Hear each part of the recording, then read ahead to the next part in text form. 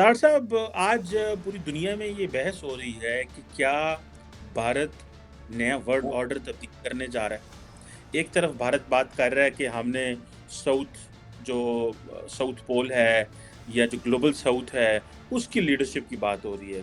दूसरा, भारत अपने फ्रेंडली मुल्कों को जीसीसी में इंडक्ट कर लिया उन्होंने, जिसमें इजिप्ट है, जिधर वो गए हुए थे मोदी साहब रिसेंटली, ईरान है, यूएई है, सऊदी अरेबिया है। ये वो इस्लामी ममालिक हैं जिनके साथ हमारा बड़ा ताल्लुक होता था, लेकिन हम इनको ग्लोबली ना कोई फ़ायदा दे सकते हैं, बल्कि इनसे कोई एक्सट्रैक्ट करने की कोशिश करते हैं। आज भारत उनको जो है वो ब्रिक्स में लेके एक नया कहा जा रहा है कि ऑर्डर क्रिएट करने की कोशिश कर रहा है।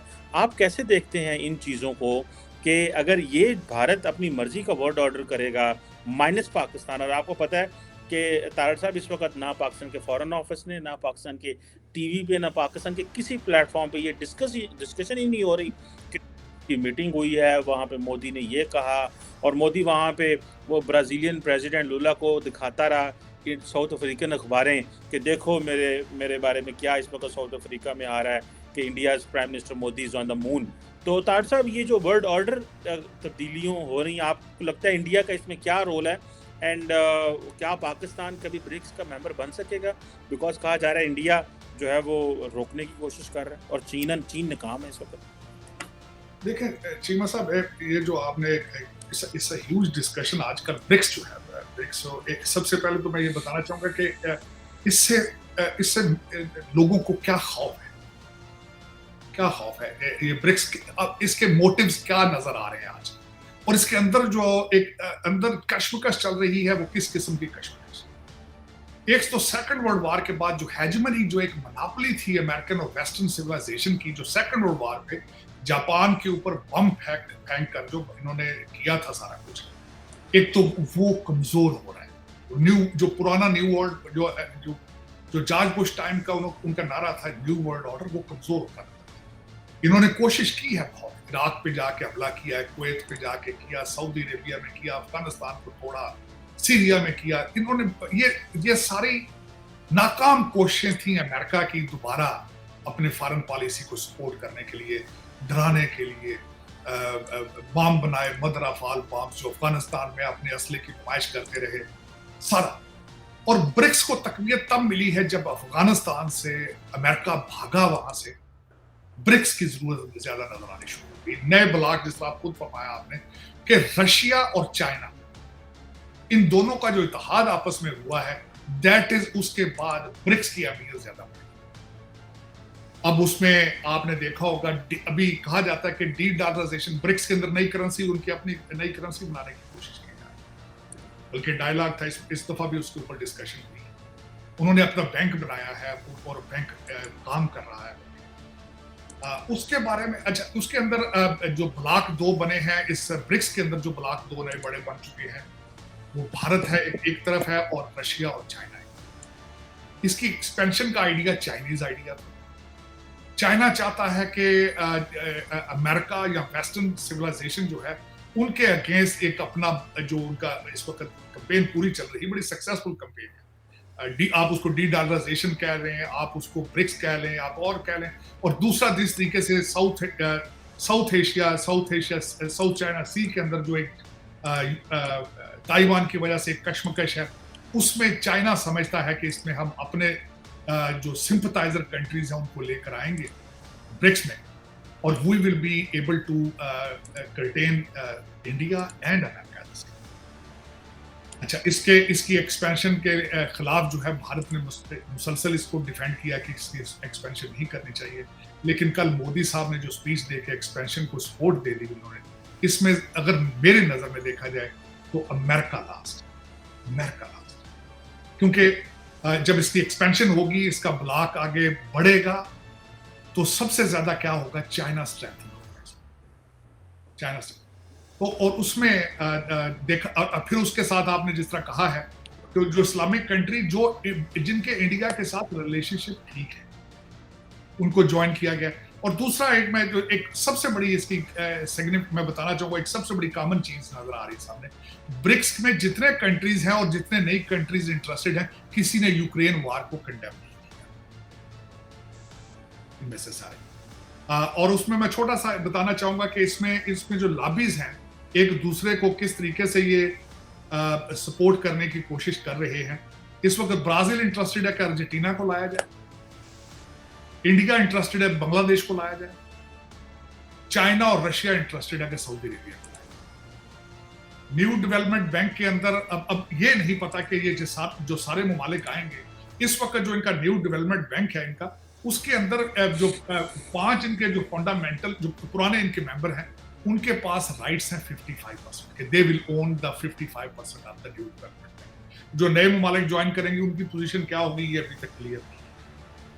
अब उसमें खास कर जो देखने वाली इसमें आगे कई चीजें देखना जाए, इनकी नई करेंसी का आइडिया तो अभी उसको बैक बर्न पे रख दिया गया है, बैक ट्रैक पर, लेकिन देखा जाए तो American they are watching it what is going on in. इनकी जो सिग्निफिकेंट 2 चीजें, इनकी जो साउथ अफ्रीका में मीटिंग हुई है उसमें 2 चीजें मुझे खास नोटेबल थी मेरे लिए, मैं समझता हूँ।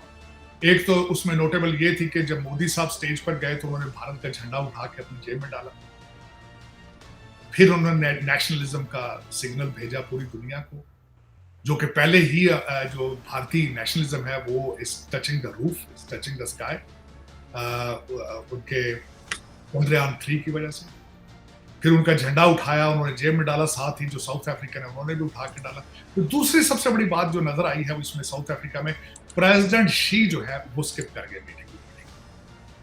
उन्होंने स्नब किया, शायद उन्होंने कहा कि this is a smaller stage for me, या बीमार हैं या क्या है, लेकिन आपको पता है चाइना सबसे बड़ी खूबसूरती है कि दे डोंट डिस्क्लोज थिंग्स। यही उनकी कामयाबी का बहुत बड़ा सीक्रेट। उनके कॉमर्स मिनिस्टर ने आके स्पीच दी वहां पर। तो ये 2 चीजें थी जो मेरी नजर में ब्रिक्स के हवाले से। अब उसमें जो पाकिस्तान के हवाले से जो बातें की जा रही हैं, चीमा साहब, ब्रिक्स में पाकिस्तान की बात तो तब की जाए अगर आप कुछ सलाहियत रखते हो कुछ देने की या कुछ लेने की। एक्सपोर्ट करने के लिए आपके पास कोई चीज नहीं है, इंपोर्ट करने के लिए डॉलर नहीं है।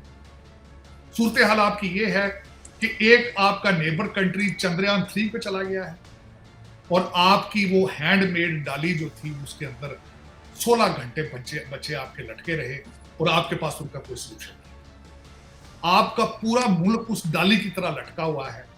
इस वक्त अगर देखा जाए तो सुप्रीम कोर्ट अलग पेज पर है, स्टेट एक अलग पेज पर है, अमीरुल मोमिनीन जेल में है और कंट्री का कोई पता ही नहीं है वाली बात से, कोई पता नहीं। और मैं जो आखिरी इस पे ऐड करना चाहूंगा, चंद्रयान 3 तो भारत में लोगों ने देखा, अमेरिका में कल चंद्रयान 4 लैंड कर गया है। कल रात यहां पे प्रेसिडेंशियल डिबेट थी रिपब्लिकन पार्टी की, जिसके अंदर 2 भारतीय निजात थे और नंबर 1 पोजीशन पे आ रहा है विवेक रामास्वामी। मैंने उस डिबेट का एक एक लफ्ज सुना है, because I am a political worker my self. कुछ लोग यहाँ कहते थे कि नंबर 1 पे फ्लोरिडा के गवर्नर नॉन डिसेंटस हैं, लेकिन मेरे ख्याल, और लोग ये तो ओपनली अब सारे अमेरिकन कह रहे हैं कि नंबर 2 वाज विवेक रामास्वामी, मेरे ख्याल में ही वाज नंबर। ये चंद्रयान 4 है अमेरिका के अंदर लैंड कर गया, तो उसमें वही हमारे डायस्पोरा की हालत है जो हमारी फैक्ट्री की हालत है। हमारी फैक्ट्री जो है वो भी लटक रही है जमीन से ऊपर और उसका रेस्क्यू करने का किसी का कोई प्लान नहीं। इसी तरीके से हमारा यहाँ डायस्पोरा है, ये भी हवा में लटक रहा है। पाकिस्तान से जो पूरे तरीके से विवेक स्वामा रामी का स्पेलिंग नहीं लिख सकते जो हमारे पॉलिटिकल लीडर हैं पाकिस्तानी डायस्पोरा, और वो सिर्फ एक अपने इश्क में मुब्तला है पीटीआई। अपनी एम्बेसी के सामने खड़े होकर पाकिस्तान को गालियां दे रहे हैं, कुछ लंदन में गालियां दे रहे हैं, कुछ यहाँ गालियां दे रहे हैं। यौम आजादी के ऊपर उन्होंने पाकिस्तान को गालियां दी हैं, लेकिन पीटीआई के झंडे उन्होंने लहराए। पाकिस्तान के झंडे नहीं लहराए गए 14 अगस्त, पीटीआई के झंडे लहराए गए। यह दुख है कि एक शख्स की इबादत हो रही है, मुल्क के लिए नहीं निकले, ना मुल्क के लिए निकलेंगे फ्यूचर। दुख वाली बात। मैं खुश हूं, भारत को मुबारकबादें भी दी हैं, मैंने ट्वीट भी किया है, मैं खुश हूं, साउथ एशिया इज राइजिंग। कई लोग इस पे एतराज करते हैं, लेकिन हमारा DNA regardless how hard you try historically is the same. मैं अगर किसी को एतराज है तो हिस्ट्री की किताबें खोल के देखो कि 1947 हम सदियों से इस सब कॉन्टिनेंट में रह रहे हैं इकट्ठे, और basically Hinduism was the religion of this, यहां से सारा कुछ निकला। आज हमारे रास्ते अलग हैं। हमने अपने ब्लंडर पे ब्लंडर कर रहे हैं। बल्कि कल परसों किसी ने बड़ी खूबसूरती से कहा था, उन्होंने कहा भारत को डिवाइड नहीं किया गया था, सिर्फ पंजाब और सूबा सरहद को, केपीके को डिवाइड किया गया था, क्योंकि ब्रिटिश समझते थे कि इन दो कौमों से हमें मुसलसल खतरा होगा फ्यूचर में। और कई लीडर ये समझते थे कि इनको अगर डिवाइड ना किया गया, ये मुसलसल they will be trouble maker. तो डिवीजन सिर्फ और सिर्फ सूबा सरहद की और पंजाब की हुई थी। दूसरे भारत की कौन सी डिवीजन, कोई खास डिवीजन नहीं हुई। और आज वही हालात हैं बिल्कुल जो प्रेडिक्ट कर रहे थे। ब्रिटिश जाती दफा अपने लेटरों में लिखते रहे कि हमें आजादी देने की कोई एतराज नहीं है, लेकिन they don't have any capacity to govern themselves. और वो पाकिस्तान पे बिल्कुल it has become a non governable country, non governable. और अदालतों की हालतें आप देख लें। इस वक्त जंग क्या है? कल आपके चीफ जस्टिस इस्लामाबाद ने कहा है कि हम सैंडविच बन चुके हैं सुप्रीम कोर्ट के और स्टेट के दरमियान।